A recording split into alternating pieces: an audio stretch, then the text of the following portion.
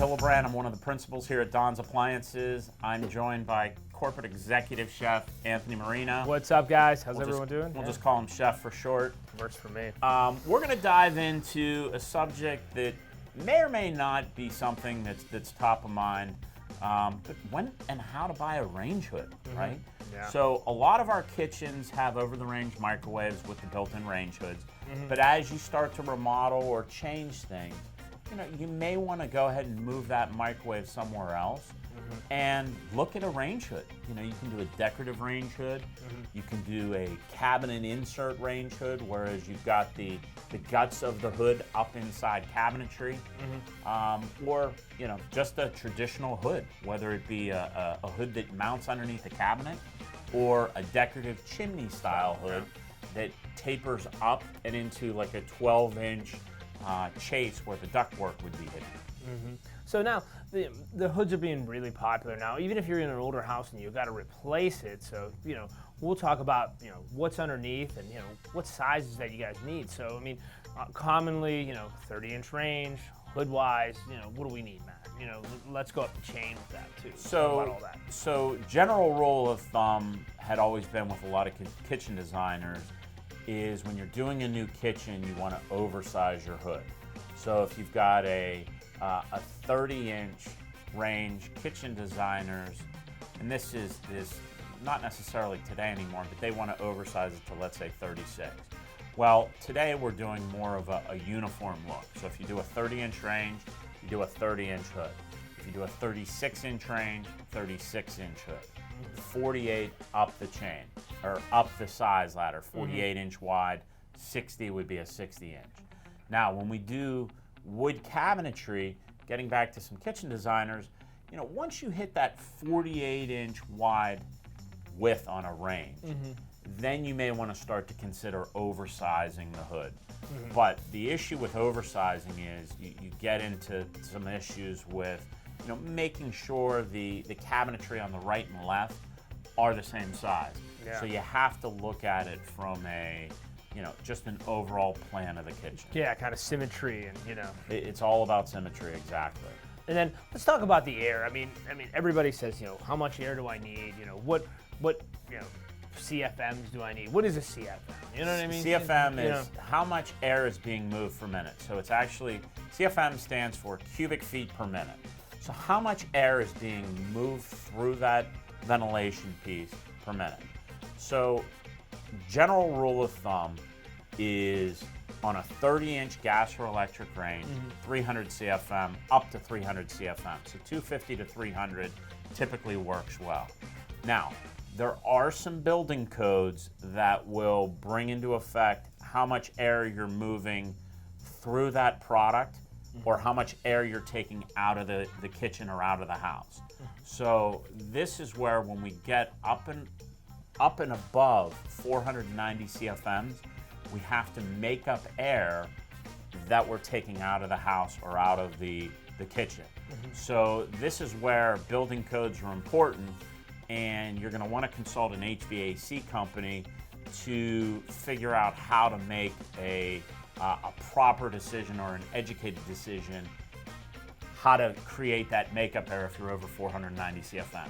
So to answer your question, 30-inch is 300 CFM, 36-inch would be 600 CFM to 900 CFM, depending on if you're using a grill on a 36-inch range. Yeah. And then anything 48-inch or above in terms of range size, you're going to want to use at least 1,000 to 1,200 CFM. I am of the opinion, after doing this for many years, 1,200 is more than adequate. Yeah. You get into 1,500 CFM, more is typically not better. Yeah. Bigger isn't better on that one, guys. You know what I mean? Because you got to think about the makeup air and getting a good airflow in your house, because that can really turn into a larger problem. Yeah. So when you go out to purchase a range hood, a couple things you want to look for: lighting. I'm a big lighting guy, right? So you got to make sure you're getting proper lighting. A lot of our hoods have always been halogen. A lot of the new hoods are LED. So the LEDs are going to hold up better over heat. They're also going to give you a little better lighting, I think. Makes a huge difference. Yeah, I agree. Yeah, I think the LED lighting is key. And then obviously we want to look for some other key features like dishwasher safe filters. So are the filters dishwasher safe? Most of our hoods, they are. And the other thing you want to look for is a variable speed blower. Yeah. Okay. So Quietability. You know what I mean? The things like. yeah, when you've got variable speed, you can adjust that fan speed and adjust it to a level that works best. Okay. But even when I talk to a lot of customers, when I go out and do the use and care, I said, man, this is so loud. I said, well, you don't have, Mrs. Jones, you don't have to start on a number 3. I said, when we're talking about these hoods, we start at a 1, maybe a 2, just to start the draft, start the airflow moving. I mean, you don't open up, you don't go to the beach and just open your slider up and get all the wind in. It just doesn't work. So it's a gradual thing. You shouldn't be using the highest setting. Right off the bat. Right off the bat. No, correct. Turn your hood on before you start cooking. Turn it on low, get that airflow, get that air velocity moving through the ductwork, and what you're going to find is that the results are going to be so much better. Most people don't even turn on their hoods. Yeah. And what do you say? At least 75% don't even turn. Absolutely, and they think it's like a vacuum. They think it's going to work like a vacuum. You turn it on high, they think it's going to pull all that smoke and odor out when they're creating that on the surface top. And that's just not the way hoods are designed to work. They're designed to create that airflow moving through the ductwork, and then as needed, you can go ahead and turn up the speed.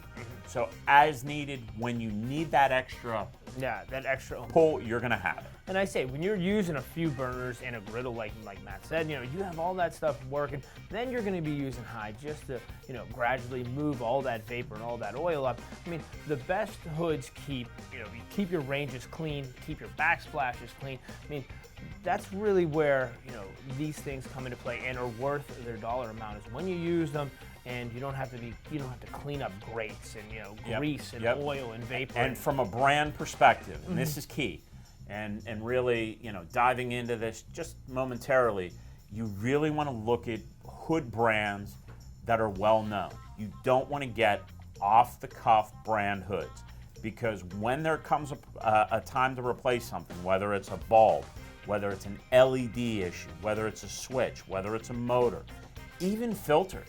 If you're buying a unknown brand name, and most of the hoods, are well-known hoods, whether it be XO, whether it be Faber, whether it be KitchenAid, whether it be Whirlpool, whether it be GE, a lot of these brand name hoods, whether it be Luxair, these hoods are excellent hoods that we can get serviced and get parts for. So I think that's as much a key when you're looking for a hood as anything.